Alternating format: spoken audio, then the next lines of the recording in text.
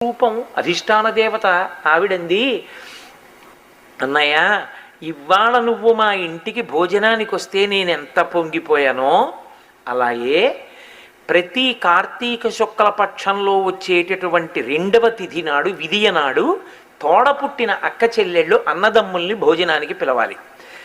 ఏ అన్నదమ్ముడు అక్క చెల్లెలు ఇంటికి వెళ్ళి ఆ రోజున భోజనం చేసి సంతోషంగా అక్క చెల్లెలతో మాట్లాడతాడో, అలా మాట్లాడినటువంటి అన్నదమ్ముడు అలా అక్క చెల్లెలింటికి వెళ్ళి భోజనం చేసిన వాడికి అపమృత్యు దోషము కలగకుండుగాక. వాడికి నక్షత్రానికి గండకాలం వచ్చినా అది తప్పిపోవాలి. నువ్వు నా ఇంటికి వస్తే నీ పొంగిపోయినట్టే మళ్ళీ ఏడాది మళ్ళీ ఏడాది మళ్ళీ ఏడాది ఆ అన్నయ్య అలా రావాలని చెల్లెలకు ఉండదు. అందుకని చెల్లెలి కోసం అన్నయ్యలకి తమ్ముళ్ళకి అందరికీ వరం ఇయ్యంది. ఆనాడు యమున కోరింది కాబట్టి పురుష జాతికి అంతటికీ అదృష్టం దక్కింది.